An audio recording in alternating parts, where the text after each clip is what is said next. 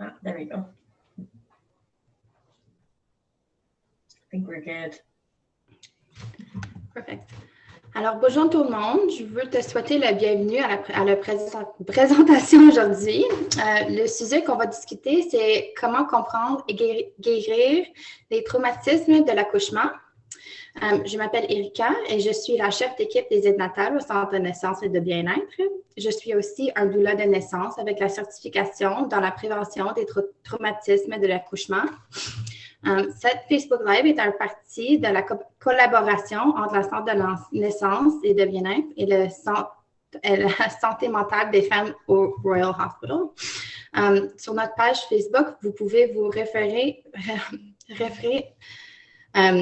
à d'autres enregistrements sur les sujets tels que la santé mentale sur la période périnatale d'accouchement, la période postpartum, durant ces temps particulièrement difficiles dû à la COVID-19. Dans notre collaboration, en plus de nos sessions directes sur Facebook, nous offrons des groupes sur la période périnatale et le bien-être, ainsi que la journalisation comme outil de bien-être. Nous aurons l'information sera dans la section des messages pour ceux qui sont intéressés dans ces groupes. Nous allons garder un œil sur les messages et les questions que vous avez et on va les répondre à la fin de la présentation. Cette présentation restera disponible sur la page Facebook du Centre de naissance et de bien-être. Notre présentateur est Christine Laflèche. Christine possède une maîtresse en travail social et est une travailleuse sociale en pratique privée. Elle utilise une approche féministe sensible au traumatisme afin de supporter les gens au cours de leur cheminement reproductif. Alors, bienvenue, Christiane. Merci beaucoup, Erika.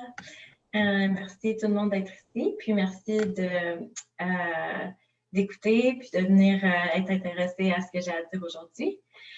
Donc, comme Erika a dit, oui, je possède une maîtrise en travail social. Je possède aussi un bac en études de la femme et puis en psychologie. Donc, le féminisme, vraiment, là, ça informe beaucoup ma pratique. Puis aussi, j'ai des expériences personnelles qui m'apportent aussi à ce travail-là. Donc, j'ai vécu un traumatisme durant l'accouchement de mon premier garçon. Puis, j'ai aussi vécu une dépression postnatale suite à mon deuxième accouchement. Donc, oui, donc c'est ça, j'apporte beaucoup ces expériences-là qui sont un peu plus personnelles dans mon travail, c'est sûr. Puis, ça m'aide à garder la colère nécessaire contre les injustices puis la violence obstétricale qui se passe. Mais aussi, ça m'aide beaucoup à avoir de l'empathie pour les clients et les clientes avec qui je travaille. Donc, la première chose que je vous inviterais à faire, c'est de juste check-in dans votre corps, juste faire un petit check-in, faire un petit scan, puis de voir comment est-ce que vous vous sentez en ce moment. Comme c'est qu'est-ce que vous apportez à ce moment présent-là. Est-ce que vous avez des inconforts? Est-ce que vous êtes un peu stressé? Puis, je vais vous inviter à essayer de monter le niveau, le volume de confort juste de 1 degré si possible. Donc, par exemple, moi, je me suis mis une belle petite couverte super confortable et douce. Puis ça me réconforte, ça me donne la chaleur nécessaire pour que je me sente plus confortable. Mais ça pourrait être que vous avez une tisane, ça pourrait être que vous avez besoin d'être debout, en train de marcher. Vous pouvez peut-être être dehors avec vos earplugs pour écouter la présentation. Peut-être que vous êtes en train de flatter votre chien. Il y a toutes sortes de choses, mais vraiment de juste essayer de prendre soin de vous. Parce que ce sujet-là est assez triggering, tu sais, c'est quand même intense, puis ça risque de vous apporter des traumas. Même si vous n'avez pas vécu un traumatisme d'accouchement, c'est sûr que vous avez vécu des traumas dans votre vie. Donc, juste parler de trauma, ça trigger. Donc, prenez bien soin de vous autres. Puis, si vous n'avez pas le goût de terminer la présentation dans un coup, il n'y a aucun règlement, vous pouvez faire ça aussi. Donc, prenez soin de vous, puis continuez de checker in durant la présentation. Donc, pour la présentation, je vais commencer en parlant la définition de c'est quoi un traumatisme, c'est quoi le trauma. Ensuite, on va parler un peu de qu'est-ce qui rend les traumatismes durant l'accouchement uniques, c'est quoi l'affaire spéciale avec ces traumatismes-là. Ensuite, les conséquences des traumatismes durant l'accouchement, comment prévenir les traumas durant l'accouchement, comment les guérir, qu'est-ce qu'on peut faire quand on est triggered, quand on déborde d'émotions puis on devient vraiment agité, activé. Et puis aussi, on va parler un petit peu de comme, est-ce que mon enfant, il va être blessé par mon trauma? Est-ce que lui va vivre aussi un trauma par rapport à notre accouchement? Et puis, qu'est-ce qui arrive quand on guérit? Après la guérison d'un trauma, qu'est-ce qui se passe dans nous, puis dans notre esprit, dans notre cerveau, puis tout ça. Donc, pour commencer, c'est quoi le trauma? C'est quoi? Qu'est-ce que ça veut dire? Trauma, c'est sûr que ça a des définitions très, très anciennes dans différentes cultures.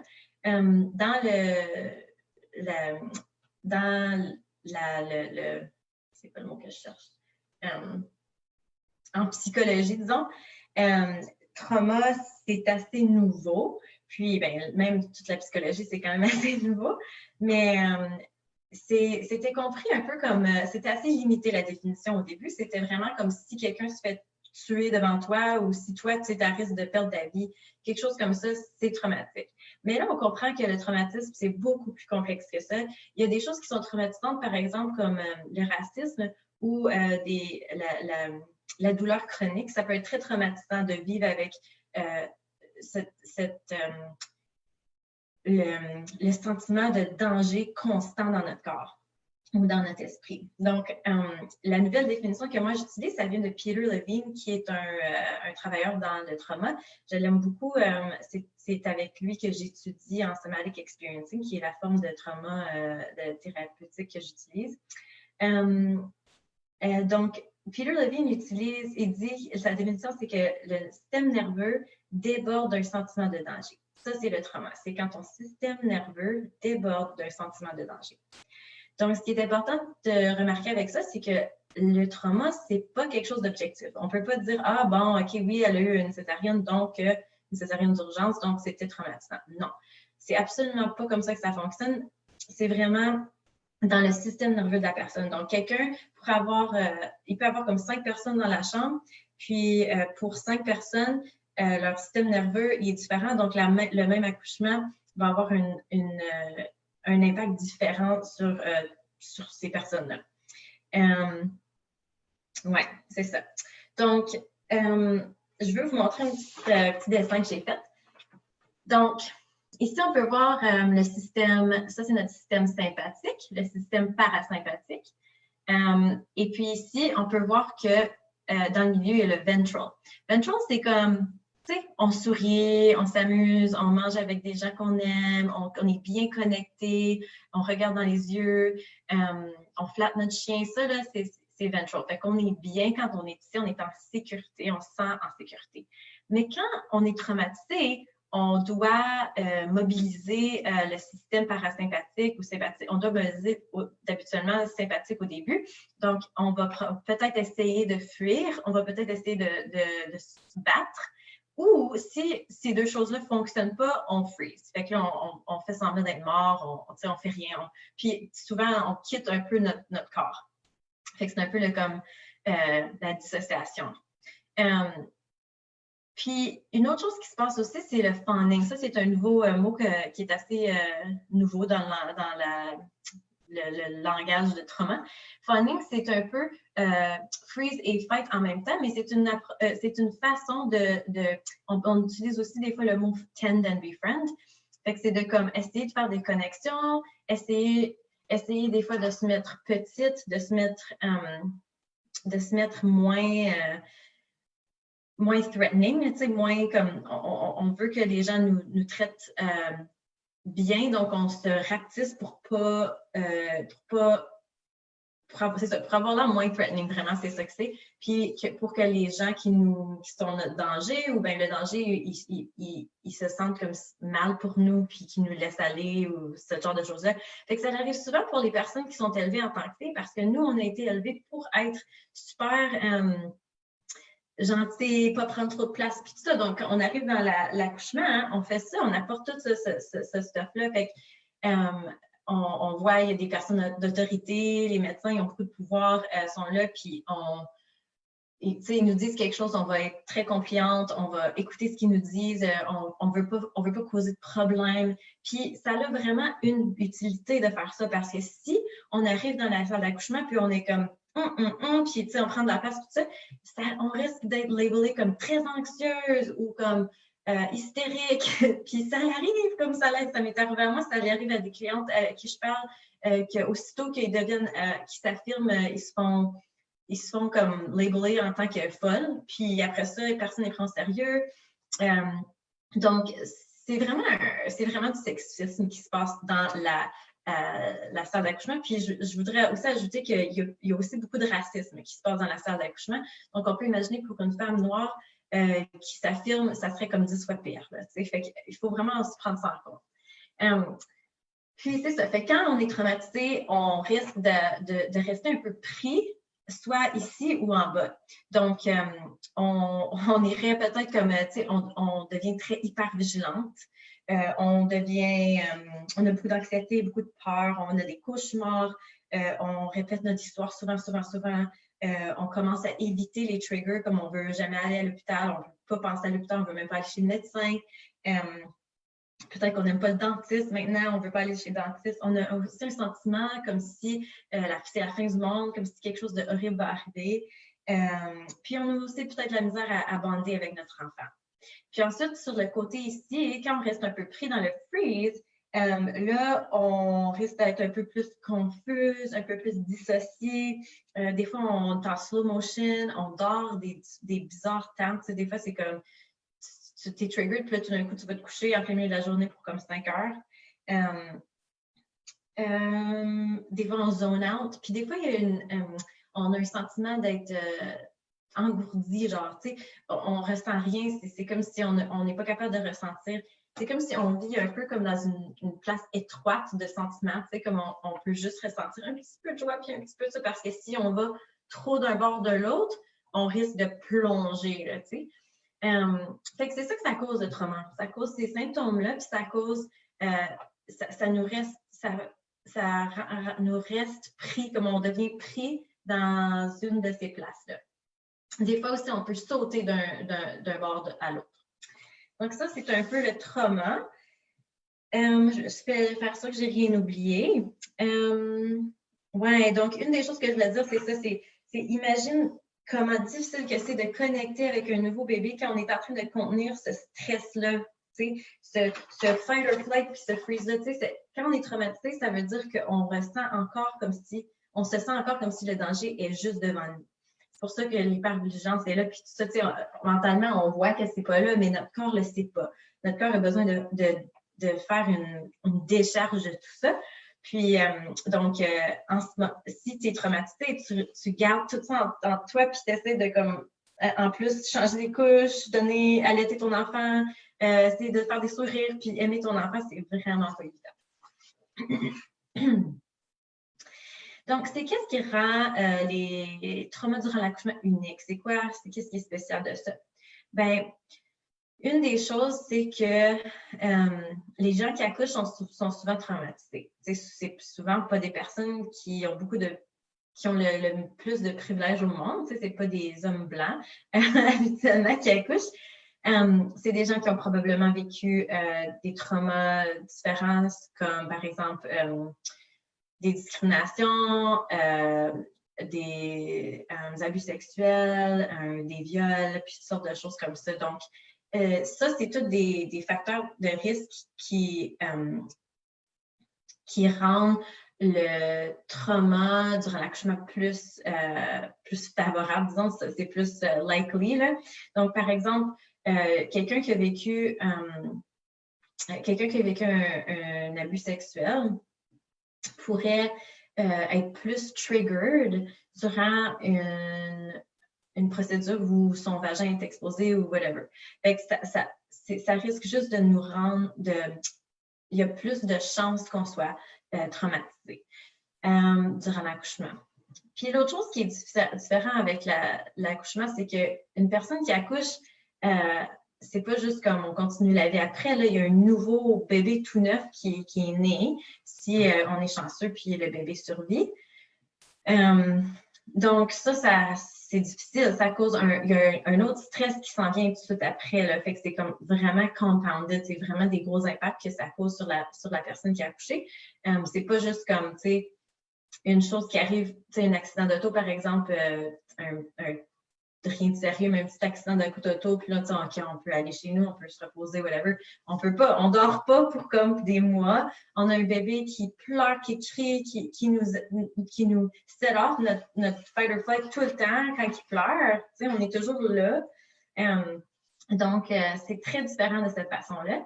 Puis aussi, le bébé est vulnérable, il a besoin de cet attachement-là. Donc, si la personne qui a accouché n'est pas capable de donner ça, ça affecte aussi la relation puis le développement de l'enfant. Une des choses que Cheryl Tatano-Beck dit, ça c'est une des chercheuses en accouchement traumatique que j'aime beaucoup. Cheryl Tatano-Beck a dit que trauma is in the eyes of the beholder.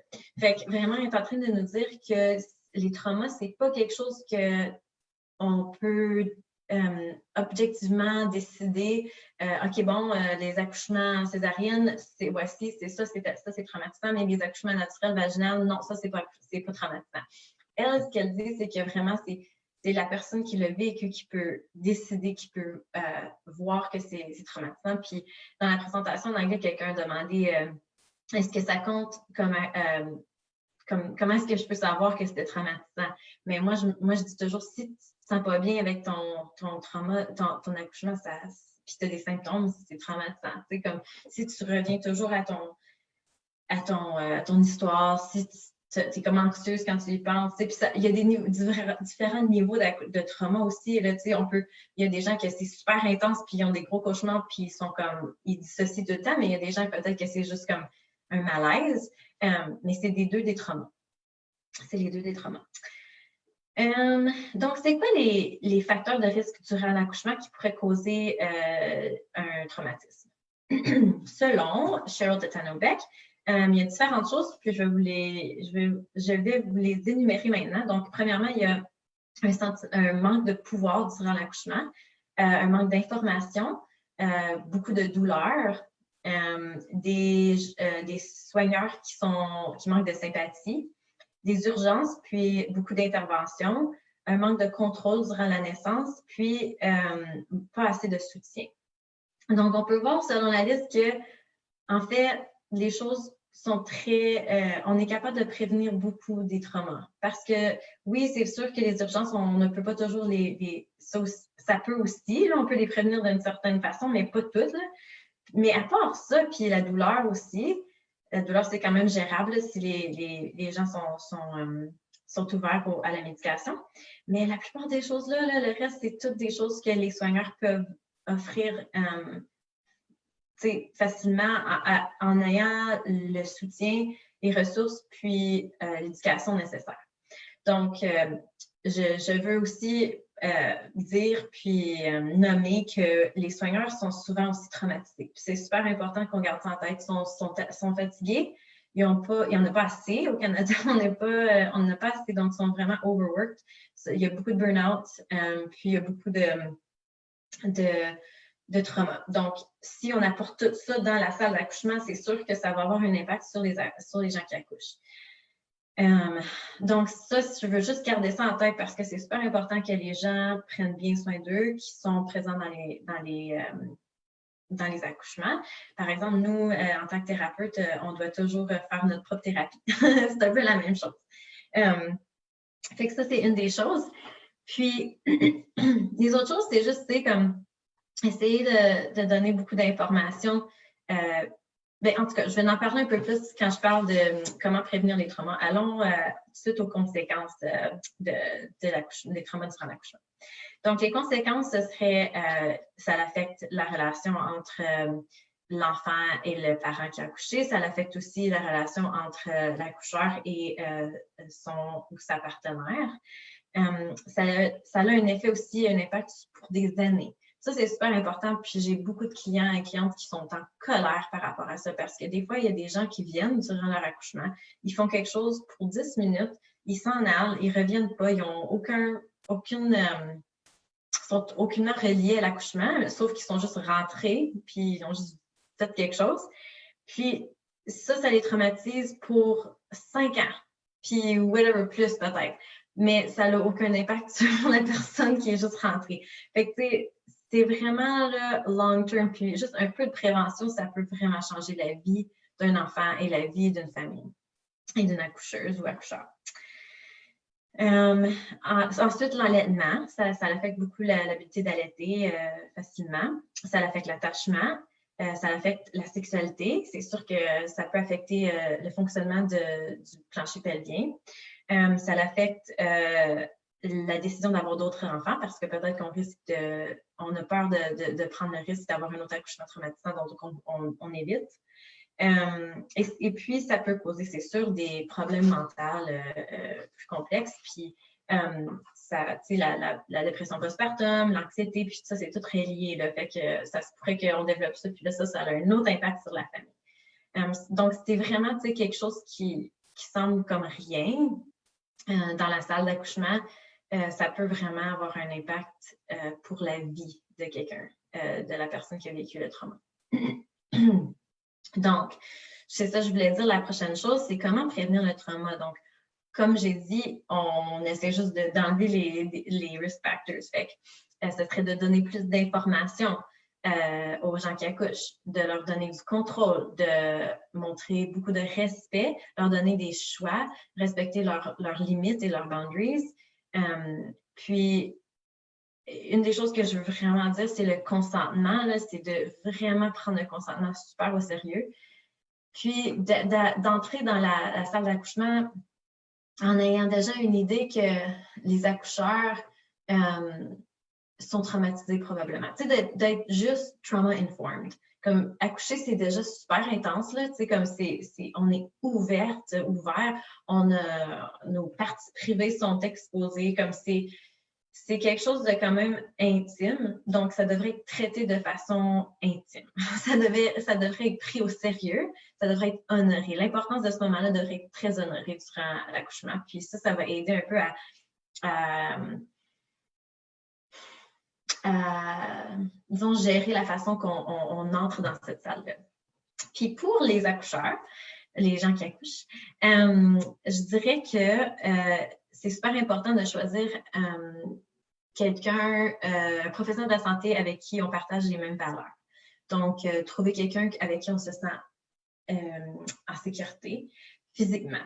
Donc, allez pas trop dans votre tête puis dire, ils ont beaucoup d'expérience, ils ont beaucoup de ça, ils ont fait ça. Allez vraiment avec votre corps. Puis peut-être que pour une personne, tu sais, ton amie, peut-être qu'elle a eu ce médecin-là, whatever, cette sage-femme-là, puis elle dit comment je l'adore, mais peut-être que pour vous, ça marchera pas, là. Puis c'est pas personnel, c'est juste que votre corps, il y a plein de raisons, mais ça marche pas. Donc, il faut juste vraiment y aller avec ça. Puis aussi, ajouter plein de soutien. Donc, par exemple, des doulas, c'est super. Comme moi, allez, prenez des doulas parce que honnêtement, je sais qu'avec le premier accouchement, on réalise pas l'importance, puis on se dit c'est trop cher, puis tout ça, mais honnêtement, ça vaut la peine. Mais encore, la même chose vient en jeu. On veut trouver quelqu'un qui est en ligne avec nos valeurs, puis quelqu'un qui avec qui on se sent en sécurité. Excusez. Puis aussi, d'autres soutiens, comme par exemple, peut-être qu'on va avoir un acupuncteur, peut-être qu'on va avoir notre thérapeute, peut-être qu'on va avoir notre partenaire présent, notre mère qui nous attend à la maison, whatever. Juste avoir comme plein de soutiens autour de nous pour savoir qu'on est bien entouré, qu'il y a des gens qui vont pouvoir parler pour nous quand on perd notre voix, quand on n'est pas capable de se combattre. Connaître nos boundaries, connaître nos limites, c'est super important. Donc, vraiment de pratiquer, savoir avec quoi je suis confortable, puis c'est quand je me sens en sécurité, puis quand que non. Fait que, par exemple, on peut pratiquer, savoir c'est quoi le oui et le non de notre corps. Par exemple, si moi, je pense à mes enfants, j'ai un petit oui, je me sens un gros oui, je dirais, tu sais, quand j'ai hâte d'aller les chercher, je viens tout excitée, je viens ouverte, j'ai plein de chaleur. J'ai le goût de comme danser, mais quand je pense, disons, à porter aller chez le dentiste. Je vais prendre ça comme exemple, j'aime pas le dentiste. Quand je pense à aller chez le dentiste, j'ai comme je veux pas, tu sais, je veux même quitter. Fait que je remarque un peu dans mon corps qu'il y a comme des réactions qui me demandent si je suis confortable ou non. Puis vraiment de comme pratiquer ça, puis de de créer une belle relation avec notre corps pour qu'on puisse vraiment savoir c'est quoi les signaux qui nous disent oui ou non.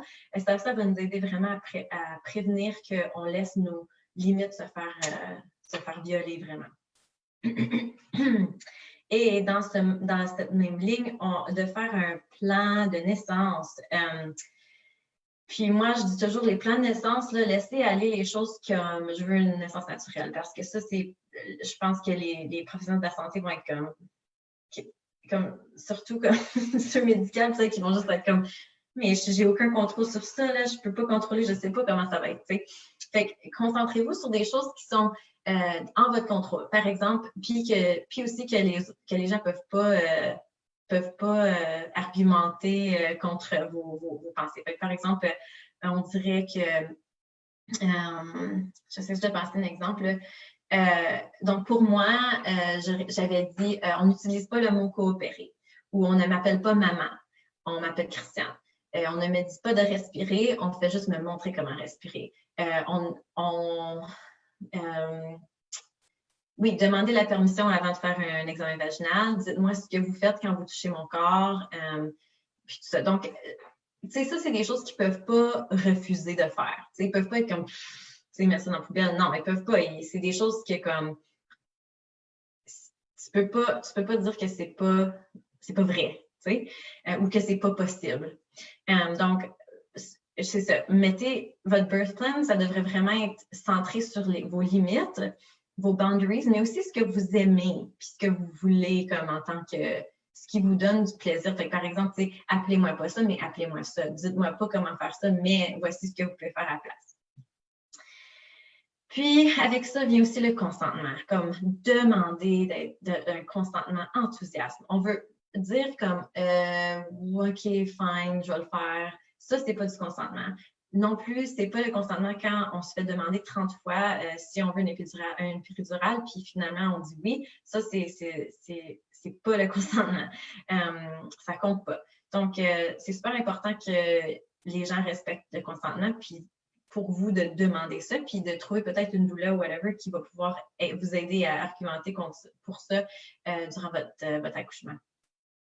Ensuite, de bien connaître les triggers, c'est super important. Donc, savoir c'est qu'est-ce qui vous rend mal à l'aise, c'est qu'est-ce qui vous déclenche. Donc, par exemple, pour moi, c'était comme les robes d'hôpital. J'aurais pensé que ça serait les examens vaginaux, mais non, c'était pas ça. C'était quand je mettais les chemises d'hôpital, je commençais à pleurer. Fait que, c'est de vraiment connaître c'est qu'est-ce que vous aimez pas, puis qu'est-ce qui vous trigger, puis d'éviter ces choses-là. Puis, c'est sûr que moi, j'encourage les gens de travailler avec quelqu'un qui est un thérapeute qui est trauma-informed. C'est super important d'avoir quelqu'un qui sait comment travailler le trauma. Et puis, comment est-ce qu'on peut, quand on a un trauma, comment est-ce qu'on peut guérir le trauma? Bien, il y a plein de choses qu'on peut faire. Fait qu'une des premières choses, c'est de connecter avec son corps. Je vous encourage beaucoup d'aller lire le livre Waking the Tiger par Peter Levine. Il y a aussi un recording qu'il a fait qui s'appelle Healing Sexual Trauma, mais dans ça inclut les violences obstétricales, parce que souvent, c'est vécu comme un viol. Donc, je vous encourage à aller voir ça. C'est des bonnes ressources qui vous apprennent vraiment à connecter avec votre corps.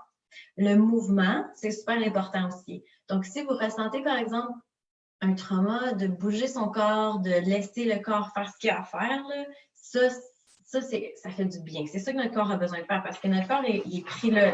Fait que s'il est pris dans le fight or flight, comme il y a plein de fights qui veut sortir, fait qu'il faut se laisser faire sortir ça.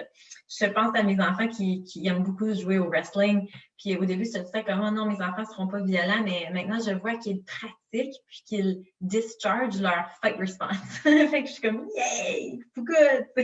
C'est pas pour être violent, c'est pour se pratiquer, puis pour ressortir la colère, puis le désir de se défendre, vraiment. C'est ça que c'est. Faire de l'art, n'importe quelle sorte d'art, de la musique, le chant, de l'art plastique, écrire son histoire de naissance aussi. Ça l'aide à vraiment connecter la partie du cerveau où le trauma réside, puis la partie plus cérébrale, la partie plus logique. Ça nous aide à comme faire à relier ces deux choses-là. Puis aussi, ça nous aide à intégrer l'histoire dans notre corps, parce que souvent, avec le trauma, on se sent comme si c'est un peu... ça s'intègre pas, c'est comme pris quelque part d'autre, puis on n'est pas capable de comme rentrer l'histoire, puis c'est comme la mettre en nous, genre. Donc ça peut aider avec ça. D'autres choses qui peuvent être très, très touchantes et très guérisantes, c'est des rituels, des cérémonies, par exemple faire un rebirth, et aussi juste faire des rituels comme, disons que une des choses que j'avais dit à ma thérapeute, c'était que pendant mon accouchement, je me suis sentie violée 17 fois. Je pense que c'était 17 fois que j'avais dit. Puis, elle avait dit 17 fois, OK, ben, elle m'avait invité à prendre 17 roses ou 17 fleurs, puis les mettre dans une rivière, puis juste en honorant ce que j'avais vécu. Fait que, ça peut être n'importe quoi comme ça, mais n'importe quoi qui nous donne un sentiment de meaning, tu sais, que c'est touchant. Et puis, aussi obtenir nos notes médicales, ça peut être utile. Des fois, les gens aiment aussi faire un debrief avec les professionnels de la santé, ça peut être bien. Faire une plainte aussi contre l'hôpital si nécessaire ou contre certaines personnes qui ont fait quelque chose de mal. Ça peut être ça peut nous aider. Là, ça channel un peu le fight and flight, le fight. Ça fait du bien. Donc, ça, c'est quelque chose aussi qui peut être bien utile. Et puis, qu'est-ce qu'on devrait faire quand on est vraiment triggered? Là? Fait que, tu sais, comme quand c'est là, on a fait quelque chose, on a vu quelque chose, on a lu une histoire, on a entendu une personne, on a vu une personne enceinte, whatever, puis là, on est triggered. On remarque ces émotions-là qui surviennent, qui commencent à déborder. Bon, la première chose qu'on peut faire, c'est d'expliquer aux gens autour de nous qu'est-ce qui se passe. Fait que si on n'est pas confortable à écrire ça, on peut juste dire qu'on ne se sent pas bien physiquement, mais si c'est safe puis c'est correct de le dire, on peut dire I'm triggered, tu sais, je suis triggered en ce moment, là, ça va pas, là, ça déclenche. Je me sens activée. Puis, à ce point-là, c'est bien de faire quelque chose de très sensoriel. Donc, on veut inviter les 5 sens à vraiment nous grounder, pour qu'on soit présent dans le moment présent. Donc, par exemple, de regarder autour de nous, puis de dire, bon, c'est quoi les couleurs que je vois, c'est quoi les formes que je vois. Ça pourrait être de remarquer ce qu'on sent. Puis ça, une des choses que je fais beaucoup avec les clients et clientes, c'est de prendre les 5 sens, puis pour les 5 sens, trouver 5 choses qui nous donnent du plaisir, qui nous réconfortent, puis qui nous donnent un sentiment de paix. Fait que, par exemple, ça pourrait être le café pour la senteur, puis le gazon, ça pourrait être pour voir, ça pourrait être dehors, la belle neige sur les toits, whatever. Fait que c'est tout de trouver les plaisirs, puis on peut faire une petite liste, la mettre sur le réfrigérateur, puis après ça, on peut y retourner, on peut inviter nos partenaires, notre famille, tu sais, quand on est trigger, de trouver quelque chose ici. Ah, elle aime beaucoup le chai tea, ça la ground, je vais aller chercher un thé. N'importe quoi comme ça, là, fait que ça peut vraiment aider. Mais vraiment aussi de penser en tant que plaisir. On veut vraiment ajouter plus de plaisir dans l'expérience de notre vie, parce que quand on a plus de plaisir, ça nous crée plus de capacité à aller voir ces choses-là. Fait que si on baisse, on n'a pas beaucoup de plaisir, on reste pris. Là. Tu sais, comme j'avais dit, on vit vraiment dans c'est narrow, il n'y a pas beaucoup d'espace pour vivre la flexibilité des émotions. Mais quand on a plus de plaisir, on crée un peu plus d'élastique ou de flexibilité dans notre système nerveux. Fait que dans ce même thème-là, il y a aussi les arts, jouer dans l'eau, prendre un beau bain, sortir dehors, la nature, ça peut être très ressourçant. Et puis aussi, créer des boundaries. Fait que ça, c'est une des choses que j'ai écrit dans un de mes blogs sur quand on fait qu'on est triggered avec les enfants, autour des enfants, parce que là, c'est comme, faut quand même en apprendre soin, même si on est triggered. Fait que une des choses que je fais avec mes enfants, c'est que je crée je leur demande de me créer une boundary. Fait que comme, j'ai pris leur jouet, des foulards, whatever, puis ils font un gros cercle autour de moi, puis ils n'ont pas le droit de rentrer. ça m'aide beaucoup. Puis j'ai plein d'autres informations sur mon site web. Là. Vous pouvez aller voir ça dans le blog, puis vous allez voir d'autres petits trucs. Mais ça peut beaucoup aider, c'est juste créer des boundaries. Puis si les enfants sont pas là, ça peut juste être aussi quelque chose d'imaginaire. Imaginer qu'on est dans une bulle, ou imaginer qu'il y a comme un gros château autour de nous, quelque chose comme ça. Ça nous donne un peu de temps pour juste comme prendre notre souffle. Puis une des autres questions que les gens demandent souvent, c'est qu'est-ce qui arrive si est-ce que mon enfant va être traumatisé par mon accouchement que moi j'ai vécu en tant que traumatisant? Et la réponse, c'est que peut-être, ça dépend de leur système nerveux, ça se pourrait que non et ça se pourrait que oui, mais que aussi les traumas, c'est quelque chose de super naturel. Ça va arriver à tout le monde. On va tous être traumatisés, c'est une expérience humaine, c'est super, c'est pas juste commun, c'est universel, là, comme ça tout le monde vit des traumas. C'est sûr qu'on peut éviter des gros traumas, puis on peut aussi créer des environnements favorables pour la guérison des traumas. Puis la guérison, c'est toujours possible. Donc, laissez vos enfants vous montrer comment ils veulent guérir. Les enfants vont naturellement jouer de façon guérisante. Par exemple, mon enfant, il jouait souvent à se cacher en dessous de la couverte, puis comme sortir, puis faire semblant d'être né. Une des autres choses qu'on peut faire, c'est aller voir un ostéopathe. Notre ostéopathe nous a vraiment aidé. Ils ont fait un peu comme un rebirth physique pour mon enfant, puis ça l'a vraiment aidé. On a trouvé ça super... c'était comme vraiment intense et vraiment magique. C'était vraiment cool. Je connais pas beaucoup sur l'ostéopathie, mais mon expérience personnelle me dit que ça fonctionne, donc j'aime bien ça. Aussi, c'est de leur parler de l'accouchement, puis d'être assez honnête, de façon correcte avec leur âge, mais de les inviter aussi, de leur demander c'était quoi l'accouchement pour toi. Puis vous allez être surpris qu'ils vont avoir beaucoup de souvenirs implicites, là, que c'est comme dans leur corps, là, des souvenirs viscérales. Donc, ça pourrait être quelque chose comme ils se souviennent d'avoir froid ou chaud, ils se souviennent comme peut-être leur tête a commencé à piquer, ils ont peut-être mal à la tête, ils commencent peut-être à faire des mouvements comme ils se twistent un peu ou ils tournent. Donc, ça peut démontrer qu'ils sont en train de passer au travers quelque chose, puis de juste vraiment les encourager, n'importe quoi qui survient, de vraiment les encourager, puis d'être super curieux, puis de les laisser bouger leur corps comme ils veulent. Une autre chose qui pourrait être beau, c'est le rebirthing. Fait que, tu sais, peut-être à louer une birth pool, puis de juste comme aller dedans avec son bébé, puis mettre des fleurs, puis avoir une doula présente ou quelque chose comme ça, puis de juste revivre un peu, refaire l'accouchement qu'on a voulu puis qu'on n'a pas eu.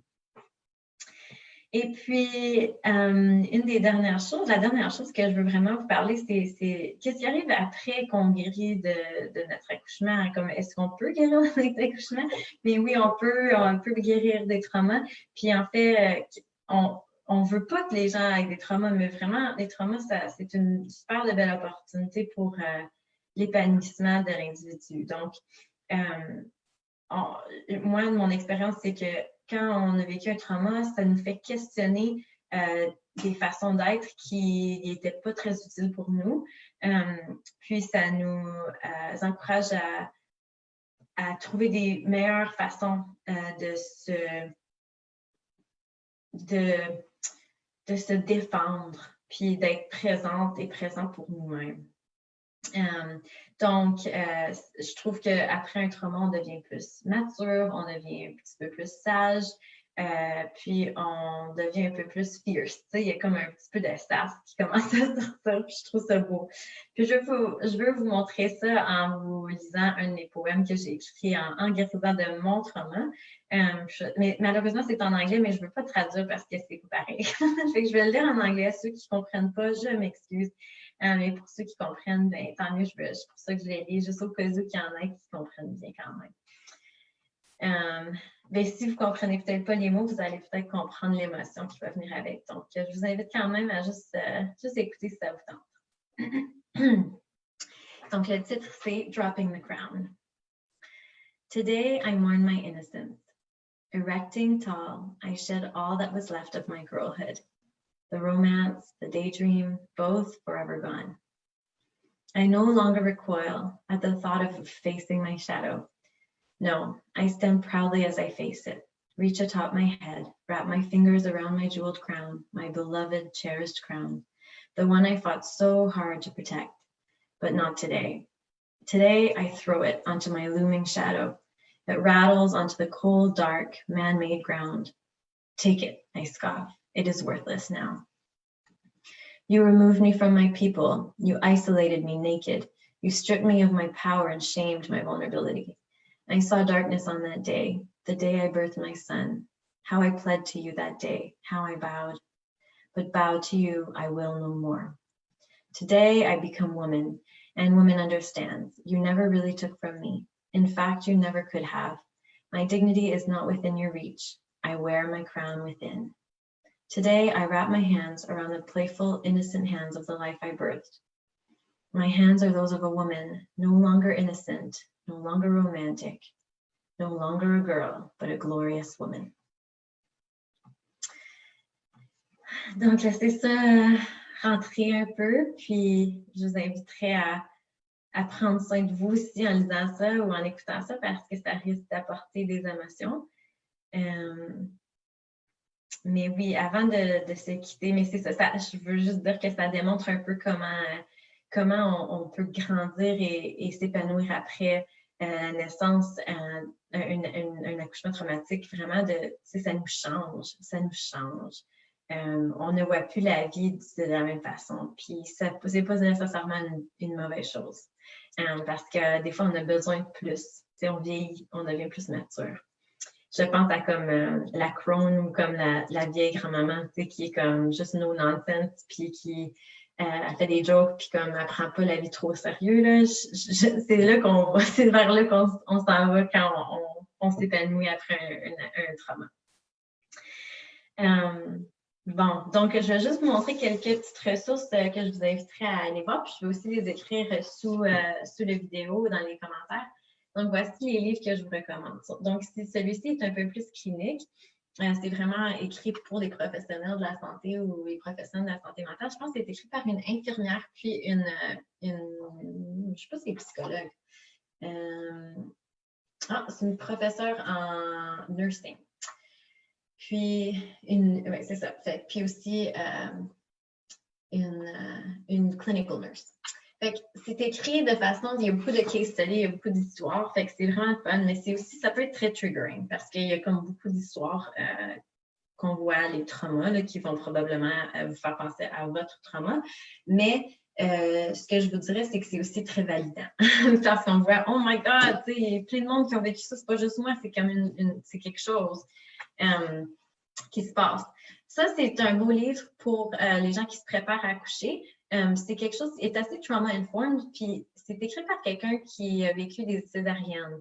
Donc, tu sais, souvent, c'est très comme pro-natural, puis ça l'évite un peu de parler des autres bords, mais ce livre-là, je l'aime beaucoup parce que j'aime beaucoup la façon qu'elle parle du birth plan, puis elle a vraiment une idée vraiment cool par rapport à la préparation à la naissance où on se prépare pas, on se dit pas comment ça va être beau, ça va être beau, ça va être beau, ça va être beau, je le crois, ça va arriver. Non, à place est plus réaliste, comme on sait pas qu'est-ce qui va arriver. Mais qu'est-ce qu'on peut préparer, c'est nous-mêmes. Puis c'est très empowering. Fait que je le conseille beaucoup, ce livre-là.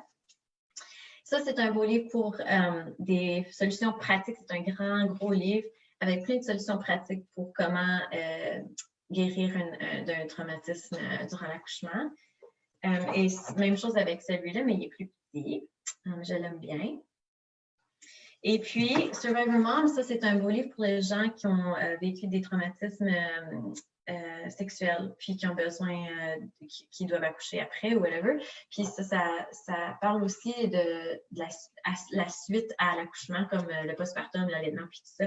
C'est un vraiment, vraiment, vraiment bon livre. Il y a aussi un autre livre qui s'appelle When Survivors Give Birth, qui serait bon. Puis le dernier livre, c'est Waking the Tiger, par Peter Levine, que j'aime beaucoup, mais que je n'ai pas parce que je l'ai emprunté d'une amie.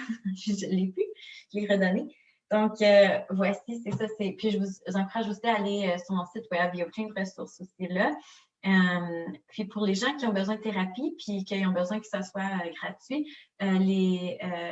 les centres communautaires de la santé, ils ont plein de ressources là. Ils ont des thérapeutes qu'on peut aller voir gratuitement. Il y a aussi Family Services d'Ottawa. Ils ont des ressources là. Ils ont des groupes pour postpartum puis tout ça. Donc, je vous encourage à aller voir ces ressources-là aussi.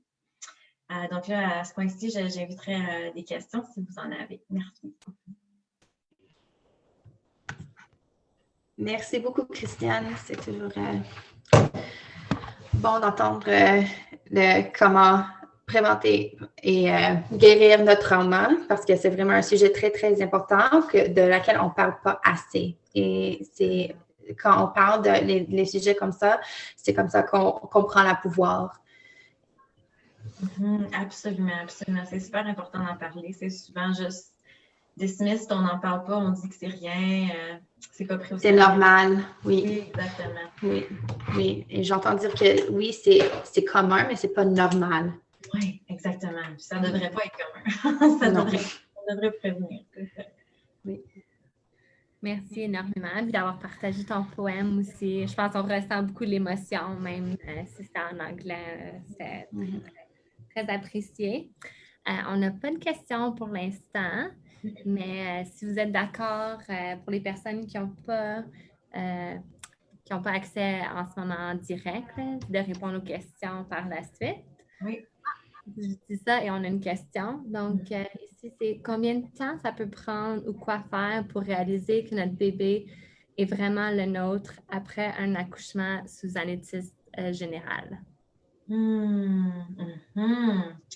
Ça dépend. Ça peut prendre du temps. Des fois, ça prend des mois, honnêtement. Mais de travailler encore avec quelqu'un par rapport à ça, ça peut aider parce que souvent, on a besoin de réaliser qu'on est là. Fait que avec l'anesthésie, j'ai de la misère à dire ça en français, mais en général, ça peut, ça c'est un trauma, un autre trauma.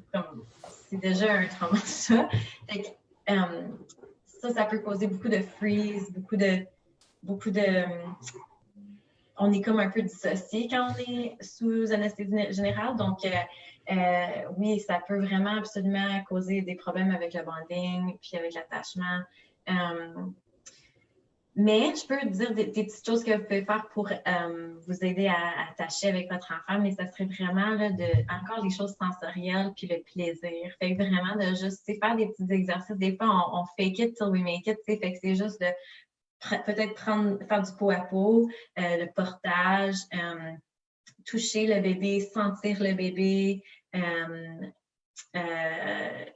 brosser les cheveux, toucher les cheveux, de regarder le bébé, vraiment essayer puis tu sais, juste autant qu'on est capable, parce que des fois, c'est trop overwhelming de même faire ça. Fait que ça pourrait juste être comme 30 secondes, 2 fois par jour qu'on fait ça, tu sais, qu'on se concentre à juste comme remarquer notre bébé, apprendre à connaître notre bébé. Mais donnez-vous le temps parce que vous méritez, puis je sais qu'il parle beaucoup de shame et de honte, comme quand on a de la misère à connecter avec notre bébé, mais c'est très commun. C'est très commun, c'est très difficile, mais vous n'êtes vraiment pas seul. Puis c'est ça, honnêtement, juste de pratiquer la connexion, là, ça, éventuellement, ça l'aide à revenir. Puis trouver aussi, y a-t-il des choses que j'aime avec le bébé, comme moi, au moins, j'aime quand je prends des bains, ou au moins, j'aime le pot à pot, juste ressentir sa joue, puis concentrez-vous sur ces moments-là, puis ça va venir.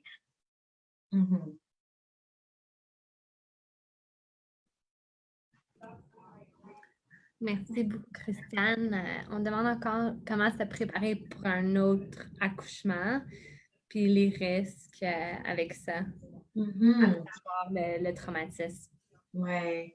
Fait que si on a vécu un accouchement traumatique, c'est super important de se prévenir. Puis j'avais énuméré un peu des choses ici dans la présentation, comme par exemple trouver c'est quoi les triggers. Fait que par exemple, si vous avez accouché c'était comme à la maison parce que, je sais pas, vous avez pas eu le temps, c'était précipité, tout ça. Puis tout ça, ben là, vous allez comme trouver des façons pour pas que ça soit à la maison ou whatever. Ou peut-être que c'était à l'hôpital, puis cette fois-ci, vous voulez essayer de pas aller à l'hôpital. Ou peut-être que vous allez changer de professionnel de la santé. Puis aussi, de reconnaître c'est quoi les triggers, puis d'éviter ça. Donc, par exemple, ça pourrait être certains mots, certaines couleurs, ça pourrait être des endroits, ça pourrait être des personnes aussi qu'on veut éviter, fait que juste vraiment d'éviter les triggers. Mais j'invite souvent les gens, c'est sûr, qu'à aller consulter avec quelqu'un qui peut les aider pour se préparer. Souvent, durant la grossesse, on ne peut pas aller super profondément dans le trauma parce que c'est trop. on est en train de faire un enfant. Ça, on a déjà beaucoup sur notre système, mais de juste faire du solution focus comme un peu problem solving, ça l'aide beaucoup. Ouais.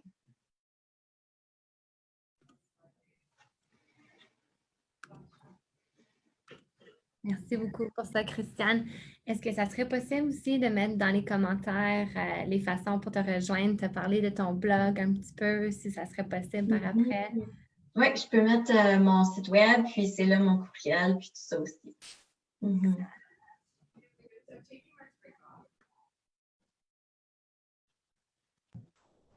Parfait. Alors, je crois que c'est tout pour aujourd'hui. Merci beaucoup, Christiane. C'était formidable. Merci beaucoup. Puis, honnêtement, merci à tout le monde de m'écouter. Puis, je sais que je connais vraiment pas tout là-dessus. Puis, je sais que les gens ils ont aussi plein de connaissances et d'expériences personnelles qu'ils apportent. Donc, j'aimerais qu'ils honorent ça, puis qu'ils prennent tout soin bien soin d'eux. Puis que c'est ça, je vous souhaite beaucoup de confort, de compréhension, puis que vous soyez bien entourés. Merci. Merci.